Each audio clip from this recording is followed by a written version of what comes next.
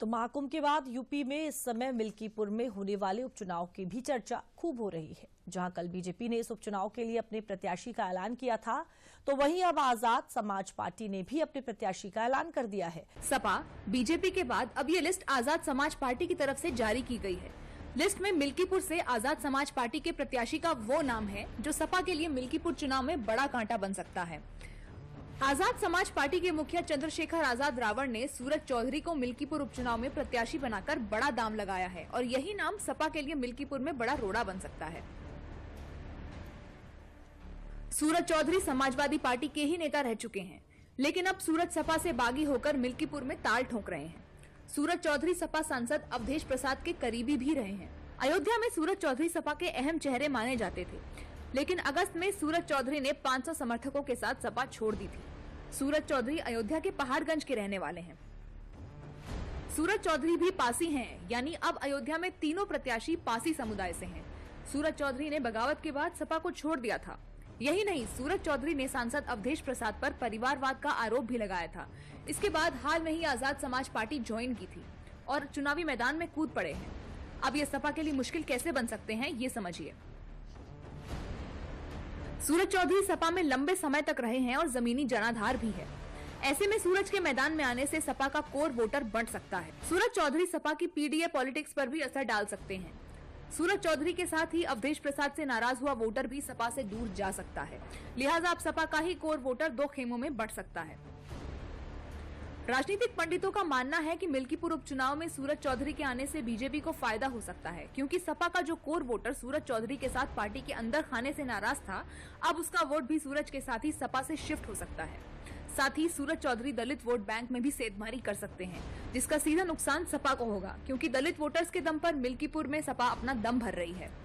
पिछले विधानसभा चुनाव में मिल्कीपुर में करीबी मुकाबला हुआ था, लिहाजा सूरज चौधरी का असर नतीजों पर भी पड़ सकता है। एक नजर मिल्कीपुर के सियासी अतीत पर भी डाल लेते हैं।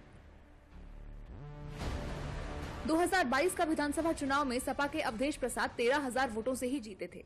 अवधेश प्रसाद को 1,03,905 वोट मिले थे, जबकि बीजेपी के बाबा गोरखनाथ को 90,957 वोट मिले थे। वहीं 2017 में बीजेपी के बाबा गोरखनाथ 28,000 वोटों से जीते थे।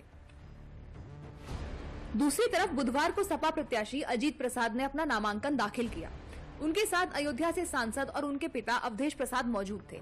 नामांकन से पहले दोनों ने मंदिर में विधिवत पूजा पाठ भी किया। वहीं बीजेपी इस बार मिल्कीपुर में कमल खिलने का दावा कर रही है कि महान दो तुल जनता के आशीर्वाद से मुझे प्रत्याशी यहाँ बनाया गया था और मैंने यहाँ पे नामांकन किया है और जो 5 तारीख को वोट पड़ना है और 8 तारीख को रिजल्ट आना है, उसमें समाजवादी पार्टी बहुत बड़े अंतर से जीतने जा रही है। देखिए, समाजवादी पार्टी की साइकिल पंचर होना तय है। वहां से भाजपा के जो हमारे प्रत्याशी चंद्रभान पासवान जी हैं, वो बहुत बड़े अंतर से मिल्कीपुर विधानसभा का उपचुनाव जीतने जा रहे हैं। हम चुनाव घोषणा का उसी दिन स्वागत किए थे और अयोध्या की जनता तो इंतजार कर रही थी कि जब 9 विधानसभा सीटों के उपचुनाव हुए तो उसी के साथ हो जाते। वहां 5 फरवरी को कमल खिलेगा और 8 फरवरी को खिला हुआ कमल, विकास का कमल, सुशासन का कमल, सुरक्षा का कमल, गरीब कल्याण का कमल, किसान कल्याण का कमल, नौजवानों के उत्थान का कमल, महिलाओं के सशक्तिकरण का कमल, वो खिल जाएगा। बीजेपी जीत का दम ऐसे ही नहीं भर रही है। कड़ाके की ठंड के बीच मिल्कीपुर की जमीन पर योगी सरकार के मंत्री गांव-गांव पहुंच रहे हैं। स्क्रीन पर आप तस्वीरें खुद देखिए। ये योगी सरकार में मंत्री मयंकेश्वर शरण सिंह हैं, जो मिल्कीपुर में कार्यकर्ताओं के साथ बैठक कर रहे हैं। अब ये तस्वीर योगी सरकार में मंत्री दयाशंकर मिश्र कृपालू की है, जो गांव-गांव जाकर लोगों से बात कर रहे हैं। अगली तस्वीर जल शक्ति मंत्री स्वतंत्र देव सिंह की है। ये भी मिल्कीपुर विधानसभा के गांव-गांव जा रहे हैं। बीजेपी मिल्कीपुर चुनाव में अपना पूरा दम झोंक रही है। मिल्कीपुर में 5 फरवरी को वोटिंग होगी और 8 फरवरी को नतीजे आएंगे।